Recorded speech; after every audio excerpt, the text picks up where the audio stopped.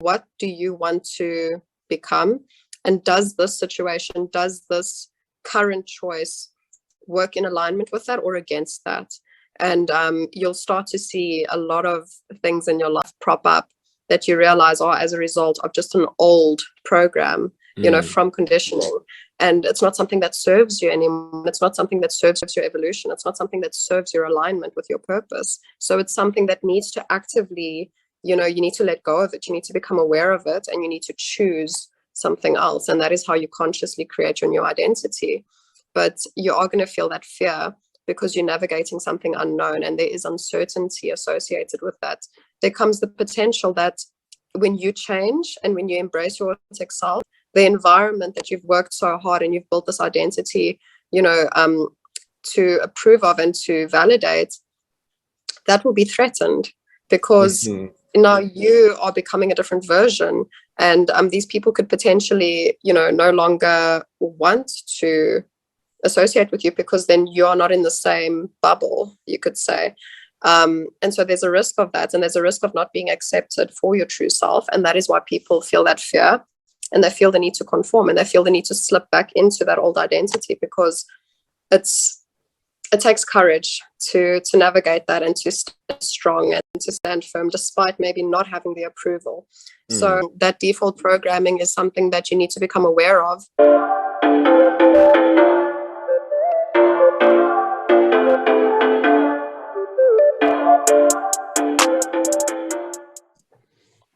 Welcome back to the next episode on the Village Mindset Trap podcast. As I prepare to kick off, I am aware of you who is in my audience. I acknowledge your presence and I invite you into sharing in this present moment. It is going to be insightful and possibly life-changing.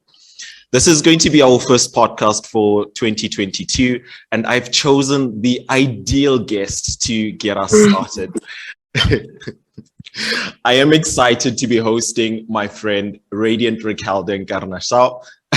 Oh yeah, after 9 months, I still got it. After 9 months. Yeah. My friend Radiant Raquel is from South Africa, and she's a holistic life coach. Besides that, she enjoys sharing her knowledge in discussions that empower people to raise their conscious level. Raquel, welcome to the podcast. It's been a long time coming. So excited to be hosting you today. Thank you for having me. This is definitely something we've been discussing for quite a while, so I'm quite happy and excited to see it finally happening, and I'm excited to see how it goes. 100%. It's been a discussion for quite some time. I think over 2 months now. Yeah. It's quite interesting executing on everything that we've been discussing. So that's a win to end off the year on. Yeah, and spontaneously as well. We were just like, let's do it. 100%. So Raquel, today I'm here to pick your brain around this idea of identity and freeing yourself from your default programming. I know we've had a number of conversations around this, and I always love the perspective that you bring in when it comes to identity. I'm particularly also quite excited to hear you bring in this concept of ego and identity into the conversation. So yeah, I'm going to give it off to you to kick off. Let's kick off with this concept of identity and how you've come to understand it. Right. So with identity, I think it's one of the more recent ideas that I've come to terms with, I think, in my life in the past few years. And it's really been eye-opening for me in terms of just having more self-awareness of identity and how it works and how we kind of perceive ourselves. And, the idea of our authentic self versus the self that we have been conditioned to be throughout our lives. So obviously the general idea in psychology is that when we look at someone's upbringing, their, foundation is their childhood. And that is really where they get a lot of, insight into their environment, into who they need to be in this world, into what society expects of them. And that is really where we come to an understanding of what the world is about and our place in it. As we grow up, we get to our seniors, and that's when we start to really build our identity and who we are. And at the time when you're a child and you're growing up and you're coming to terms with identity and the idea of identity and who you are in the world, you really do look to your environment, and you look to your caregivers, your friends, your micro environment as well as the macro environment, obviously depending on the extent to which you are connected to what's happening in the rest of the country, in other communities globally. That will also maybe shape your perspective around your identity. Mm-hmm. So growing up, you have that default kind of programming that installs, almost, we can say, in your brain. And we are shaped a lot by the external. And so because we haven't really been taught to kind of come to terms with who we are on an individual level, and to really pursue individual maybe goals or individual interests, a lot of the times we are taught to conform to the general idea of what is acceptable, or what is perceived as maybe success even, or what is perceived as the right thing to do.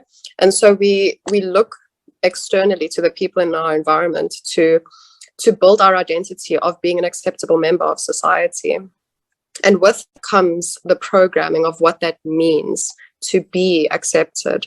And obviously we have that intrinsic need as humans to belong and to be accepted. And so we build our identity there. And so the problem, I think, comes in, if there is a problem, a problem maybe would be that conditioning has maybe taught you to seek validation and approval externally. And so the identity now that you've built for yourself isn't an authentic identity. It's not your true self. It's not maybe who you really are, what you really enjoy doing, what your true passions are. So if you're taught that you need to become a doctor, a lawyer, or an accountant, or an architect, for example, to be successful and to make it in life, you may feel like that's the only thing that you can do in order to be accepted and considered successful. And then, you would chase that, where, for example, maybe you really wanted to be an actor or a singer or an artist. And I know that I'm drawing this comparison between the creative and the maybe the more corporate, or and they both exist, and they can both exist. But I think the problem comes in when you are dependent on the external environment to validate your identity, instead of really building that identity from within with your own true expression and your own true goals and desires and passions and interests, because that is what we will crave as humans. We want to fulfill our potential. We want to actualize. And this is where, Maslow's hierarchy of needs also comes in. He explains, that we have the foundation levels, which is your physical needs, your survival needs. And then you've got your immediate relationships. And then you've got actualizing spiritually, mentally, as you go up on the pyramid. And, obviously this also goes into a discussion of equality, in terms of people having access, to their basic needs being met before they can even actualize. But that's also another discussion. But yeah, so that's basically what I've been exploring recently, is just that tug of war between, our true authentic self and the identity that we've built from our default programming, from our conditioning growing up, and kind of just learning to go through that programming and to see what really still resonates with you as true. And this also goes into other discussions of healing and but I think a lot of the time we don't really have the awareness that identity is something that we've really built up. And it's something that can actually change. You can change your identity. You can change your way of being. And you can self-actualize if you become more aware, and if you have that self-awareness of your identity and how you've built it. So as I'm listening to you speak, like I can totally relate to this idea of, your community building your identity. I know I for one only probably discovered or began to discover my true identity like at the age of 16. Up until then, everything that I wanted to become and everything that I was because of my immediate environment.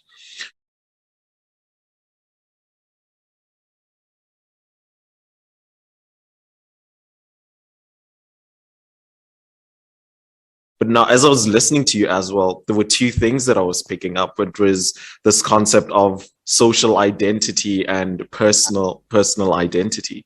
And I'm thinking, for people that are not exposed to the different opportunities, people that are not exposed to these different ways of thinking, like how do they go about then differentiating social identity from individual identity? And how then, as an individual, do I, and this is another question that I have, as an individual, how do I know what is my actual self-identity versus my social identity? Because as you're saying, your social identity is often something that you're not aware of because of your environment that you're growing in. So how do you then create an identity that you yourself are not even familiar with? Times so it's not that everyone, you know, has the same circumstances in terms of their identity. So you can have people in any community who are actually a bit more connected to their authentic self, and you'll see it. You'll see these people pursuing things and being truly them and express. So for example, if you go into, you know, any community, you'll have people that are chasing their dreams, for example, by pursuing their passions, and that is a form of being connected to your true authentic self and not feeling that pressure from the external to do things a certain way. So we have this template, we could say, of success in society: go to school, go to university, get a job, succeed. That is the template. That is the general idea in society, we could say. Most people have that perception. Obviously, depending on where you are in the world, other countries might not feel the same way. They may value just a skill-based work model and not really having to study. But even that in itself is that society's expectation of success and their template of success and their expectations of success. So in every community, you'll get people who do have that awareness of, you know, I really have this passion and I cannot deny it. I cannot deny that this is what I need to be doing. And that is because those people maybe are just a bit more aligned and they haven't had maybe as much pressure from the external in their immediate environment. Maybe their parents weren't controlling or, you know, giving them direction in terms of what to do to succeed, or they even encouraged them to chase their passions and to do something, you know, like you'll get maybe, I mean, I've seen all over the place. If you even Justin Bieber, he was so young when he to post that stuff. And usually the younger they start, that is when they are able to hang on to that authentic identity, because we do have our authentic identity come up usually in our teenage years. And that is when we have that challenge of, do I be my true self or do I conform to what other people want me to be? And so everyone experiences that. No one needs to be exposed to this kind of, you know, work in psychology in order to have that, because everyone experiences this growing up, where you feel something that resonates with you doesn't really resonate with what you're being told to, what you're being like what people are expecting of you to do. And everyone has that experience where they need to now choose if this is true for them. You know, like based on what I want to do I need to go to university to succeed? If I want to build a business doing, I don't know, dancing maybe, or teaching dancing, and like, do I need to go to university for that? Like, you really need to, you know, question what you want to do versus what people are expecting of you. And that is when you'll start to kind of feel, and this is the thing, is that depending on the extent to which you have experienced maybe exclusion, or, you know, needing that extra validation or needing that extra approval, you may feel more inclined to conform, to be accepted. You know, if you maybe haven't accepted yourself, or if your immediate environment hasn't accepted you, you may feel the need then to conform to the external macro society's expectations, because that solid foundation of your personal identity hasn't been built.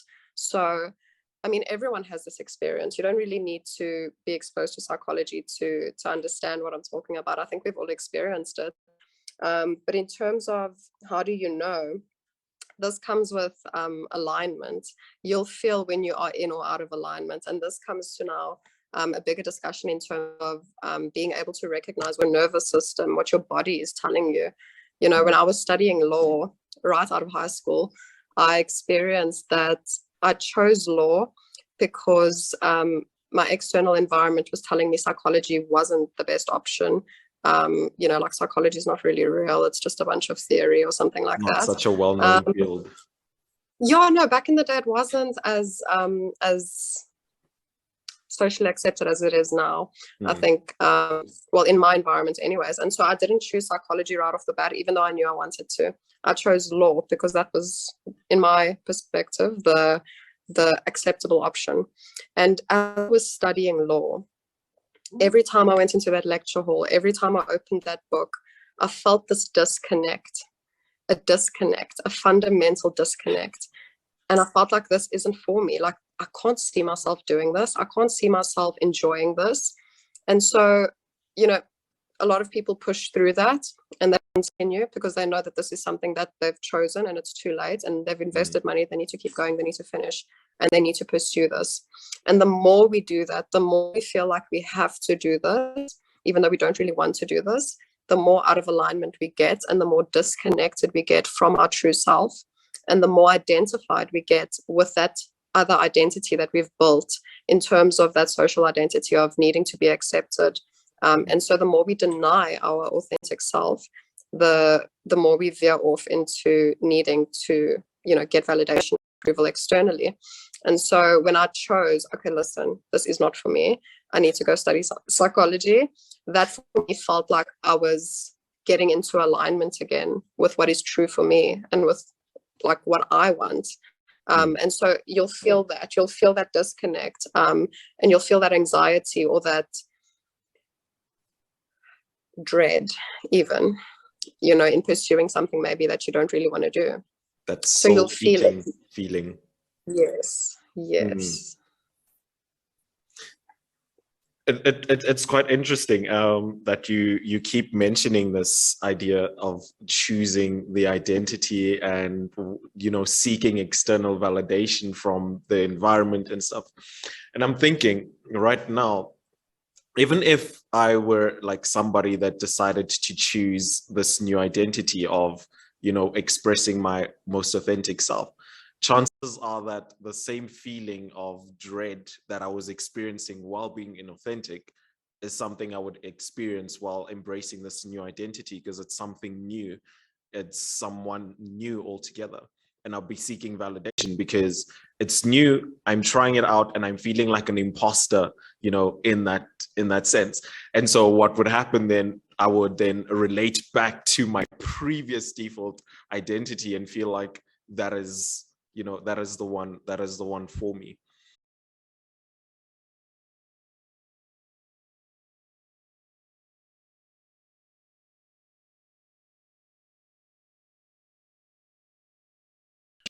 What I'm curious about you is then, how does one navigate this, going from a new identity to overcoming that imposter syndrome to knowing that this is my most authentic identity? Yeah.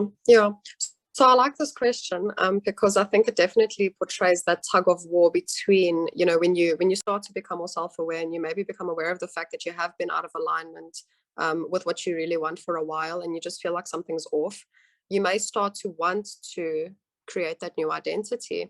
And with that comes a new challenge because now you're going to be facing off with your default programming. You're going to be facing off with everything that you've been taught as you try to create this new identity. So I don't think it's a dissatisfaction. I think it's more a fear that happens. Ooh. I think dissatisfaction comes from not actualizing your potential, because as beings, we are meant to actualize, really. If we are fully actualized, we've started to reach our potential, and anything less than that will be dissatisfying. If we are not actualizing, if we are not reaching our fullest potential and fulfilling purpose that we came here to fulfill, we have this underlying dissatisfaction, and we won't even know that it's tied to purpose or that it's tied to identity. We'll just not feel satisfied with life. We'll continue chasing the external things like the new house, the new car, the new job, the new salary, the new contract, the new, deal at work, the new business. We'll keep trying to create a physical, symbol of that stability, of that success.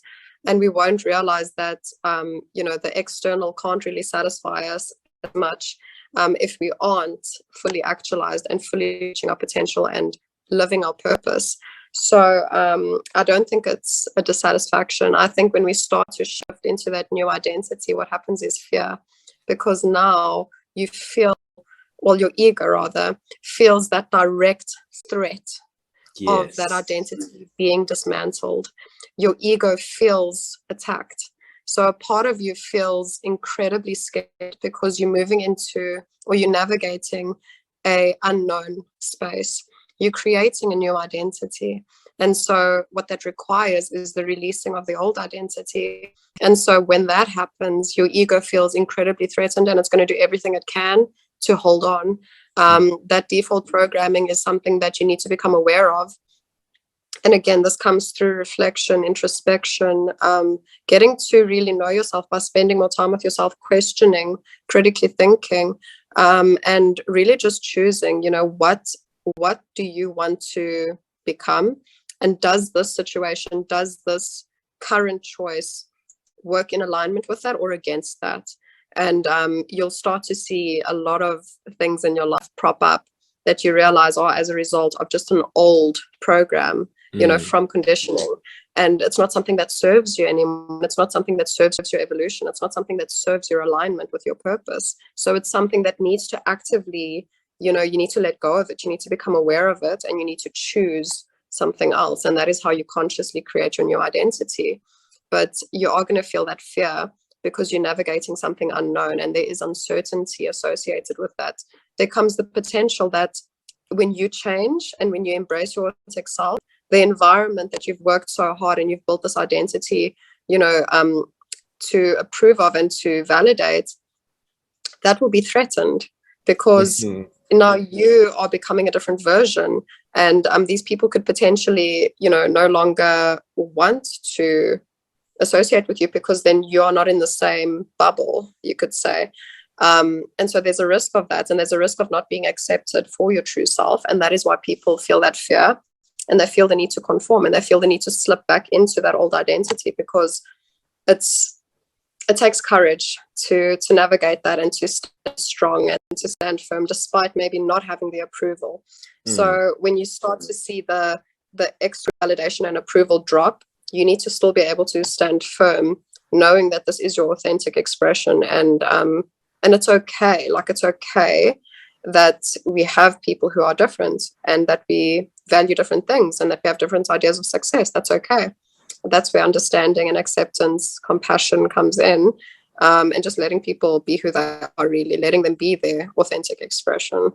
And I love the description that you're giving here, which is, chances are that your old environment is not going to accept this new identity because it's contrary to the identity that they've created for themselves as a community.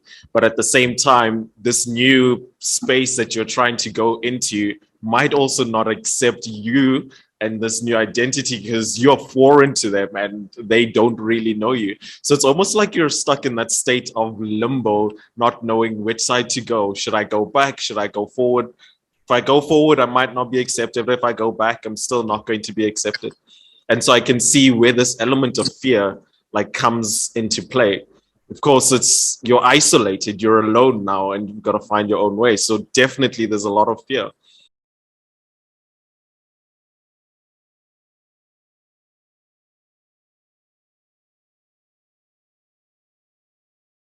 So I know you have gone through a number of identity shifts throughout this year, and I'm really curious to hear a little bit more about how you navigated this element of fear, and what are some of the things that you did to help you easily flow into your different identities, because you were out here just doing it like a whole pro. So I think you definitely got some strategies.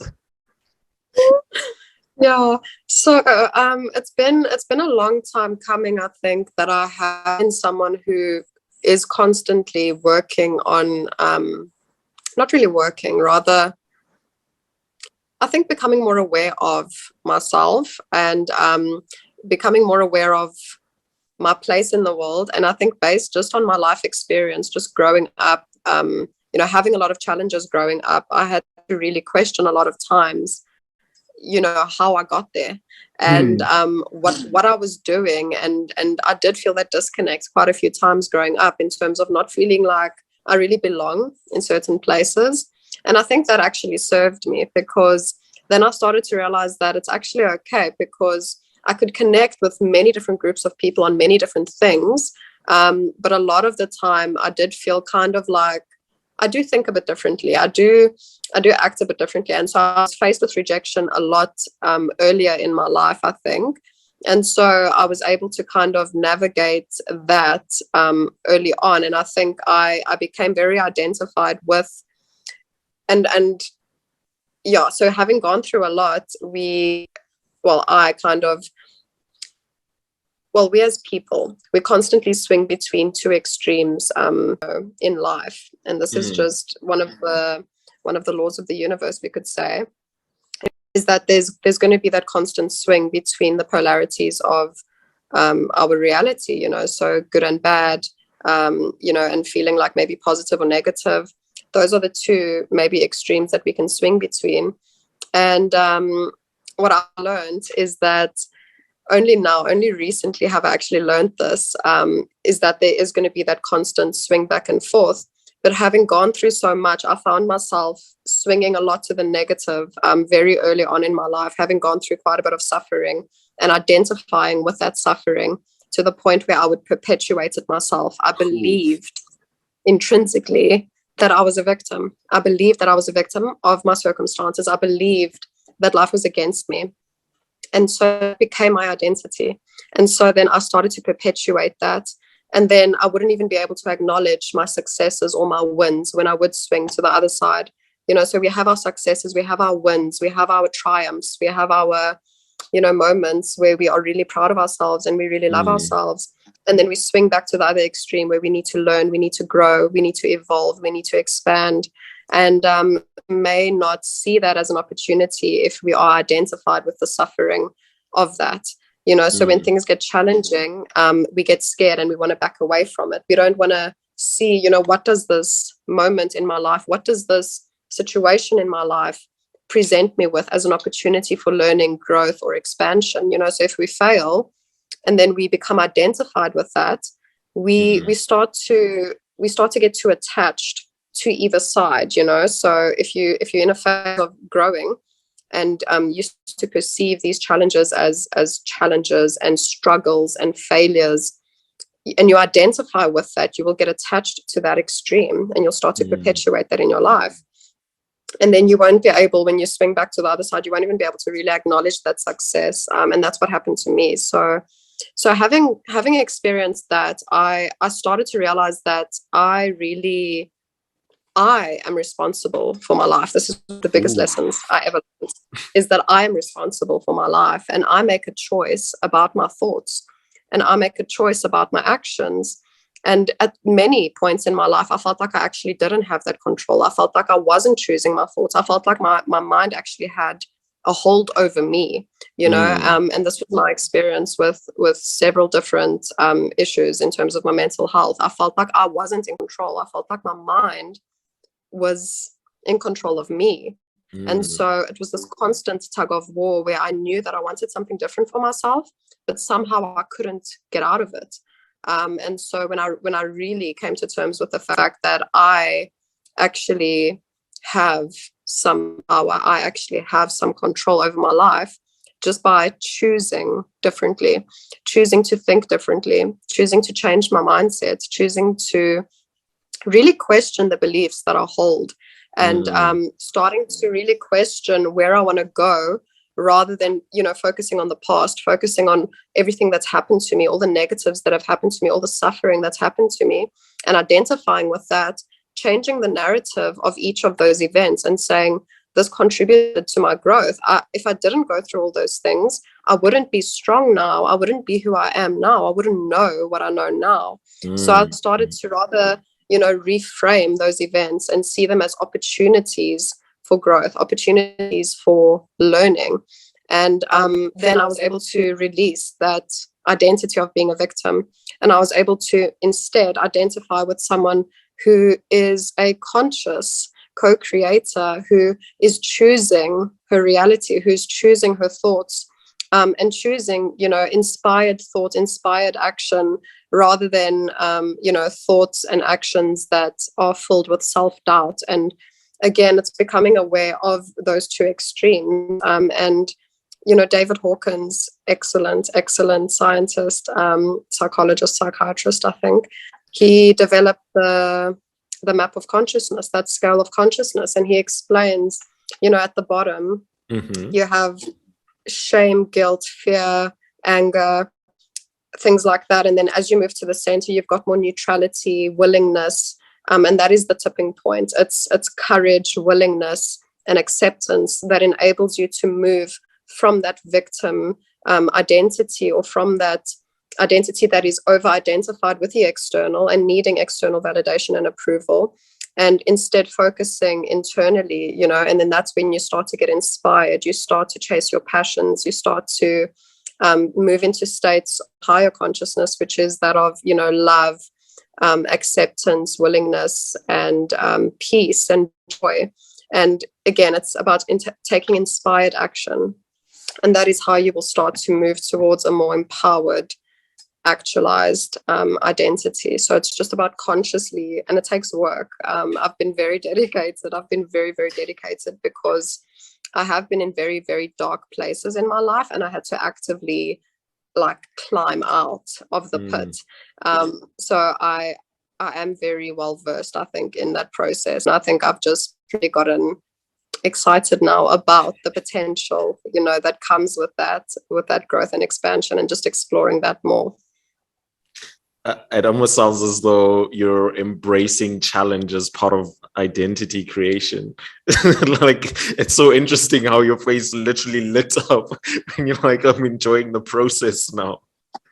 It is. You need to value the journey as much as the destination. And that's the only way, I think, that you can really stay centered and not get swayed in the process. We're going to constantly go through different phases in our lives of, experiencing the successes and the wins, but then experiencing, the lessons. And we can perceive that as a failure, or we can perceive it as an opportunity for learning. That's the thing. We've, as a society, we've created this fuss around failure. And this, we feel threatened, or we feel like we're being judged if we fail. And I think I've learned that there's no such thing as failure. Every successful person has failed, but they were not failing, they were learning. So that's how I see it. You need to be able to just reframe it, and see it as an opportunity. It's an opportunity for learning, for growth, so that you can use that as a stepping stone to the success. And you learn more in your failures than you do in your successes. So it's like an opportunity here to become better. I really love that. And as you're speaking about it, I'm actually just contemplating as to, I'm wondering why we get so attached to our highs and why we get so attached to our not our identity, but our lows. What is it about these different states that makes us want to just, resonate with them and be in? Yeah, so I think what I've learned in terms of swaying between the two, it's usually, for me, it's been as a result of losing that true identity. So when we, and Eckhart Tolle speaks about this. So he speaks about our identity at great length, and he speaks a lot about the ego and the pain body, and how we have certain events in our lives that have shaped perception, obviously. And so, as we go through life, if we get triggered, for example, that may be a emotional reaction. So you can be in a situation and triggered, and usually a trigger is as a result of something that's previously happened that has set, in your programming now, a perception. And now this new event, which is completely unrelated to the previous event, this just triggers the same feelings of that, so doing a speech, for example, if the first time you gave a speech, you were laughed at and, you were maybe, I don't know, 11 years old and it was so traumatic and you peed your pants in front of the whole class and it was just terrible and it was traumatic.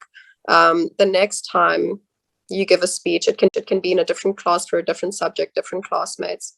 You're going to have that feeling.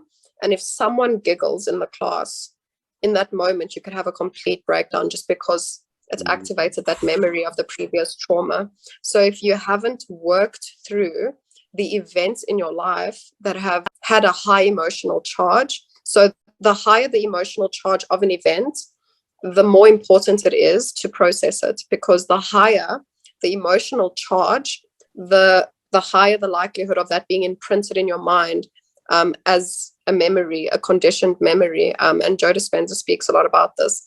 That's why, again, moving in the opposite direction, visualizing what you really want for your life, visualizing being a good speaker, a good speech giver in front of a class, visualizing that and imagining how that would feel is just as important, and creating an emotional charge of excitement for succeeding now and giving a speech and pulling it off flawlessly.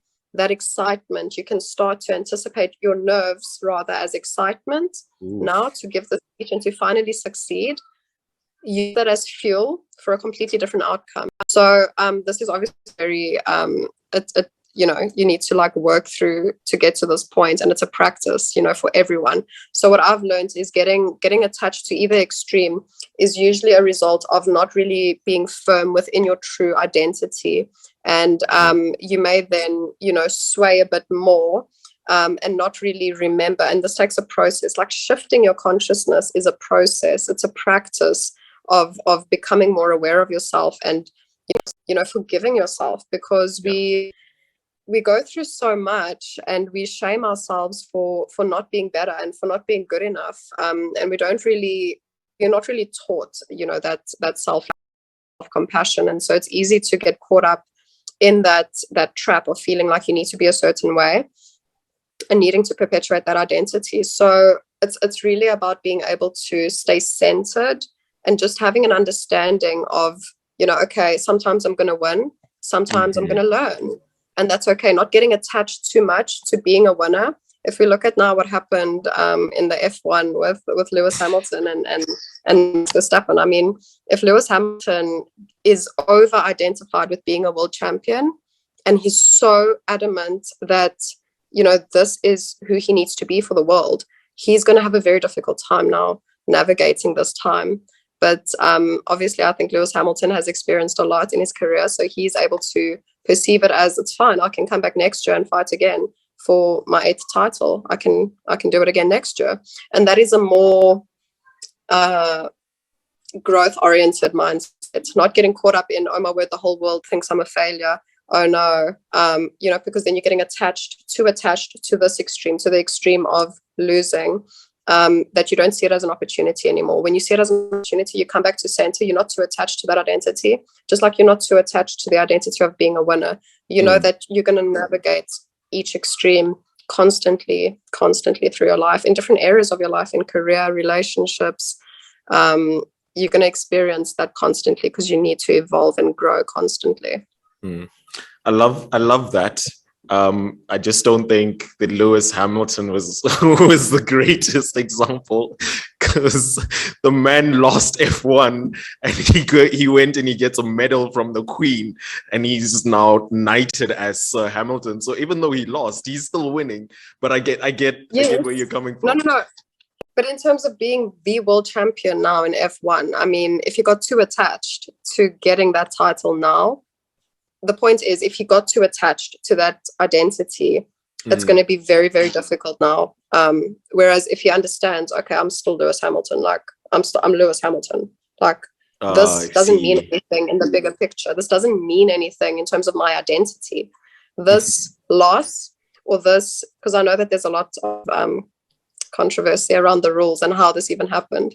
But if he gets too identified and too attached, he's going to suffer. And I think that's the biggest point. There's nothing wrong with experiencing that and experiencing that suffering and that pain. But it's just not necessary. Like, you don't have to suffer. You can just perceive it in a different way. But of course, it takes a certain amount of suffering to really come to terms with the fact that there is another way out. And I think that's one of the biggest things that I've also experienced, is because I suffer so much in my life. I have a different perception of it, and getting out of it. Yeah, it was a process in its own. Yeah. I like that. And I want to rope it back to something that you were saying now around shame and guilt. And I love how you gave that as a starting point to free yourself from your default programming, which is you first need to go back and deal with the shame and the guilt that you experienced at an earlier stage in your life. And I think that was so profound, because a lot of people don't realize that at some point in their life, they try to be their authentic self, and they, in one way or another, were invalidated. And now, as they try to redefine their identities at a later stage in life, they don't understand the fear, they don't understand the struggle. And it's all because it goes back to that one point in their life where they experience that extreme shame and guilt. So I really love that. As a starting point for, just freeing yourself from your default programming. Yeah, so I think we all, again, experience both extremes. So we'll experience the joy, the peace, the love, and then we'll also experience that feeling of anger or fear or shame or guilt. And we don't need to hang on to those states. So again, the middle ground comes in when you have the courage to choose differently, and the willingness as well to be more neutral and to perceive the situation differently, because ultimately it's your perception of the events in your life that are shaping the way that you experience it. So if you are perceiving your reality a certain way and you have certain beliefs, so if I'm perceiving my reality as I'm a victim and bad things constantly happen to me and things don't work out for me, I personally lived my perpetuation of that, because I believed I was a victim. I believed that I had no control over myself or my life. And so I perpetuated that, and I continued to feel helpless. I continued to feel like there's no point in anything. And it's like, you need to be willing to become more aware of your programming, of what has shaped these beliefs about yourself, what has shaped this. And obviously it's your experiences, and it's everything that's happened in your life that has shaped you, the people in your life, everything you're exposed to media wise, learning in school, people in school, everything has shaped your belief and your identity. And so it's about really just going through it with almost like a fine-tooth comb. And this isn't necessary. You don't have to now do a whole life review and go over every event in your life that's ever happened. That's completely unnecessary. It's really about just realizing that, okay, I have a choice. I can choose a different reality. I can choose to perceive things a different way. And that is empowering. Having a choice is empowering. And becoming more self-aware is a process. And there's certain practices that can make you more self-aware, like journaling, introspection, meditation, breath work, body work, exercise, yoga, stuff like that can make you more self-aware.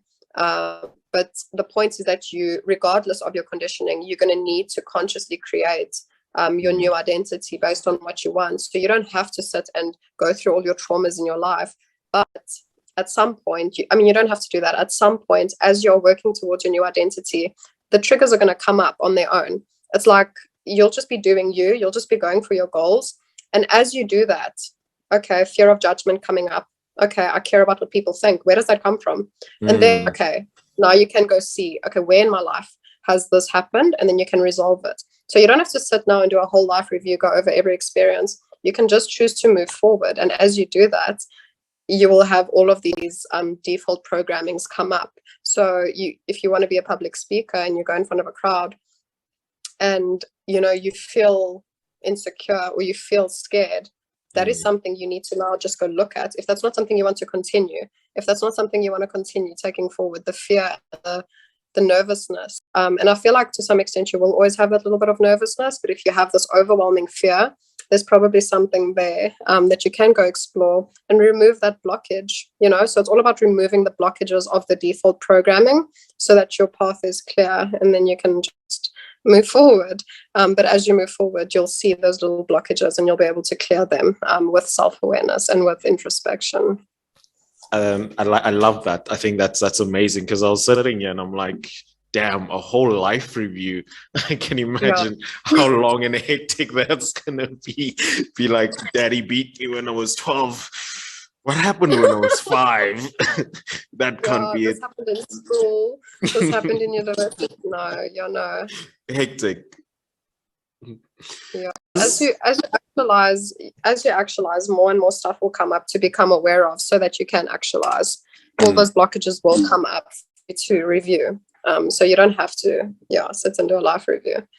And then I love how that links back to just the suffering and embracing the suffering, because it's almost as though the more you embrace the suffering, the more you get to understand the shame and the guilt, and the more you get to understand the different blockages, and then you start working backwards. So I think that's definitely a good strategy for people that are not familiar with, this process and want to redefine their identity, but are just constantly caught in that spiral of fear of, do I belong? Is this the correct choice? Is this the identity that I want to grow up with? And how am I going to be accepted? Is society going to accept this? And I wouldn't think it's easy for anybody to try and recreate their identity, especially in the current society that we're living in. Because, wow, trolls are gang. People will not hesitate to isolate you. And I mean, not even as far as your family, they'd be willing to ostracize you just because you've decided to chosen a different identity. And that makes it so much harder to free ourselves from our default programming. So as we just prepare to wrap up, what are your final thoughts, your final shares on this idea of freeing yourself from your default programming and redefining your identity? Wow. So I think one of the most fundamental things for me has always been responsibility and choice. And those two things for me are the most empowering ideas that I have really worked with, because what I've really noticed is that we are always going to have that mechanism in our mind that is doubtful, that is not satisfied, that wants more, that wants validation and approval, wants to be liked, wants to be accepted. That's always going to be there as part of your human condition. You are going to doubt yourself at times. Ego, precisely. That is part of the human experience, right? So it's not about killing the ego, and it's not about getting rid of the ego. It's about becoming aware of the ego, because the more you try to deny it, shove it down, push it away, it will just, in a sense, shapeshift, and then it will show up unconsciously. So I think the biggest thing for me, again, has been choice and responsibility. So acknowledging that I have a choice about how I perceive things, and my perception for me has been shifting your perception, shifting your perspective on life, and learning how to just choose a more empowering perception of your circumstances, and reframing things so that they are an opportunity, and not getting so caught up in it. And obviously it's important to feel. I think that's huge. We as humans haven't been taught how to feel our feelings, and so we haven't learned how to process difficult emotions, and so we get stuck on trying to be positive all the time. But I think, just understanding that you have a choice, and that you can work through everything, that is blocking you. You can work through your limiting beliefs. You can work through your self-doubt, and you can work through, that need to be accepted and approved of. And the more you become self-aware, and the more you actualize, you start to connect with a higher purpose. You start to connect with your true, authentic self. And that feeling is so satisfying that you'll never want to go back.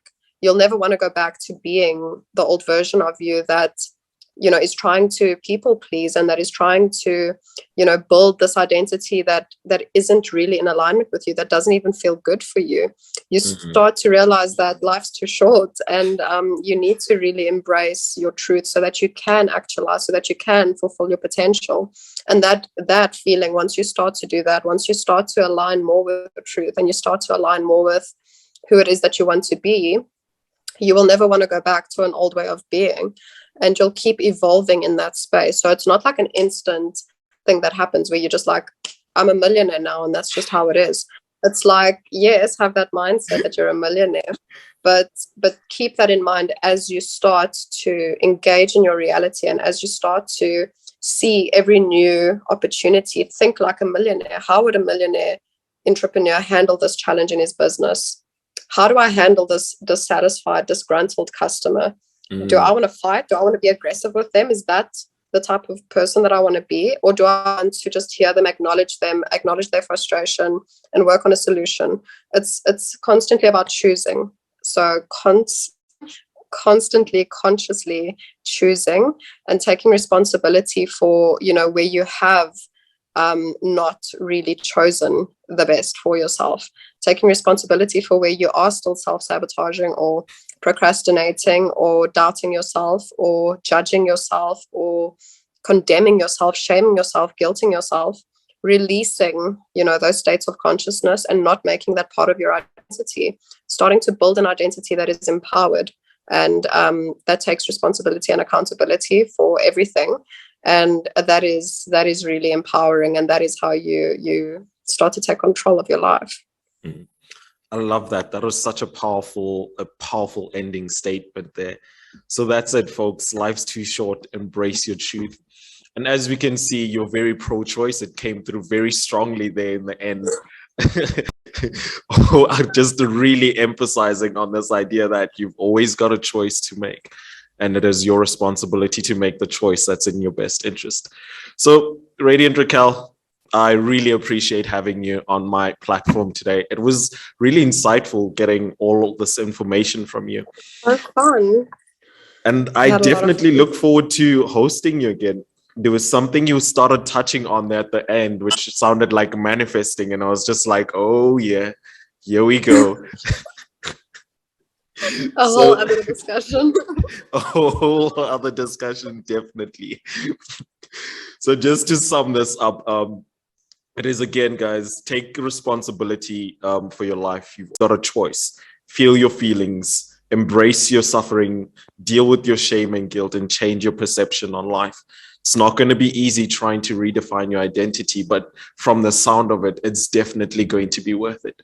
So free yourself from your default programming and live the life that you want. This is Matt, just Matt with the Radiant Raquel. Until next time, thanks for joining. Thank you for having me.